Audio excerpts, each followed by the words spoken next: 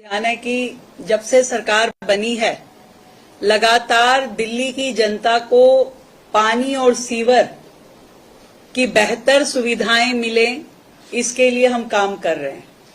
जो सिस्टम हमें मिला था पिछली सरकार के द्वारा वो पूरी तरह से अस्त व्यस्त था।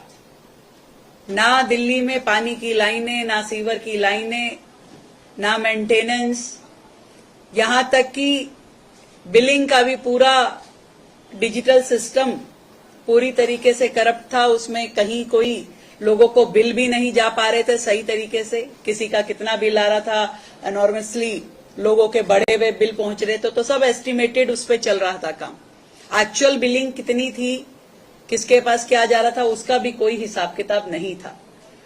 और इन्हीं सब परेशानियों से दिल्ली की जनता जूझ रही थी। जो आपने हमारे जल मंत्री परवेश जी ने बताया कि इंफ्रास्ट्रक्चर जो चार्जेस थे वो भी इतने बड़े थे कि लोग उसको ना जमा कराना पड़े उसके लिए अलग अलग रास्ते खोजते थे और कहीं ना कहीं उसमें गड़बड़ियां चलती रहती थी, कोई उसको देखने वाला नहीं था।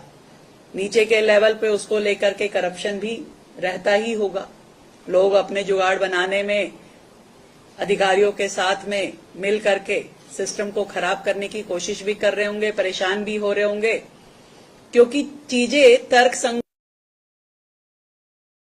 हमने पूरी तरीके से दिल्ली जल बोर्ड द्वारा लिए जा रहे इंफ्रास्ट्रक्चर शुल्क को तर्कसंगत बनाने का बड़ा फैसला किया है। अब पानी और सीवर के इंफ्रास्ट्रक्चर चार्जेस जो हैं केवल जल आवश्यकता के आधार पे लगाए जाएंगे, यानी कि जितना पानी का रिक्वायरमेंट उनका है उसी के ऊपर चार्ज लगेंगे। इससे पहले पूरे प्रीमिसेस के हिसाब से लगाए जाते थे। तो पहली बात कि जहां जितनी आवश्यकता होगी पानी की उसी के हिसाब से चार्जेस होंगे। दूसरी बात कि इंफ्रास्ट्रक्चर चार्जेस केवल नए निर्माण पे या अतिरिक्त निर्माण पे ही लगाए जाएंगे। आप किसी संपत्ति का पुनर्निर्माण अगर कर रहे हैं तो और आपकी जल आवश्यकता नहीं बढ़ी है, आवश्यकता यदि आपकी पुरानी है तो शुल्क बढ़ेगा नहीं और दोबारा नहीं लगाया जाएगा, आपका वही पुराना चलेगा। नॉन एफआर और खुला एरिया जो है, अनकवर्ड जो एरिया है क्षेत्र में, इस क्षेत्र में जितनी जल आवश्यकता और है उसको इंफ्रास्ट्रक्चर चार्जेस में काउंट नहीं किया जाएगा, उसको उसमें शामिल नहीं किया जाएगा। मैं आपको ये बताना चाहूंगी कि दिल्ली में जो ई एंड एफ श्रेणी की कॉलोनियां है उसमें 50% की छूट दिल्ली सरकार दे रही है आईएफसी चार्जेस में, और जी और एच श्रेणी की कॉलोनियों में 70% की छूट आईएनएफसी चार्जेस में देने का निर्णय सरकार ने लिया है।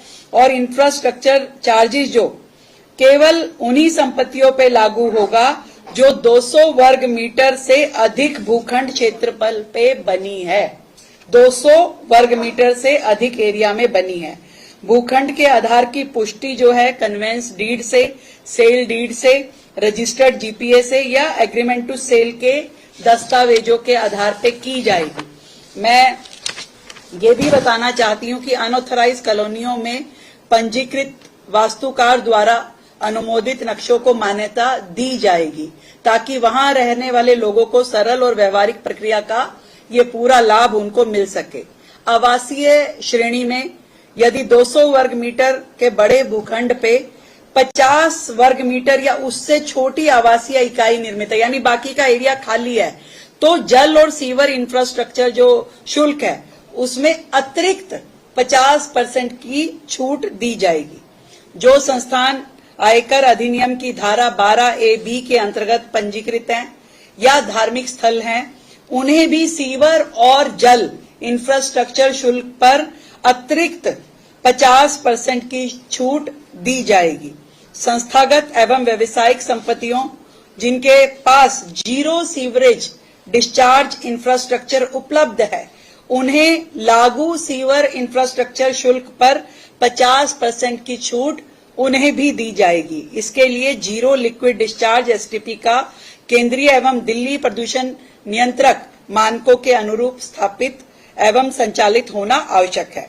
यदि यह संयंत्र बंद है या निष्क्रिय पाया जाता है तो उसकी छूट हटा करके प्रतिदिन 0.05% दंड उस पर लगाया जाएगा, जिसके ऊपर वो पहले रिबेट उसको दी जा रही थी।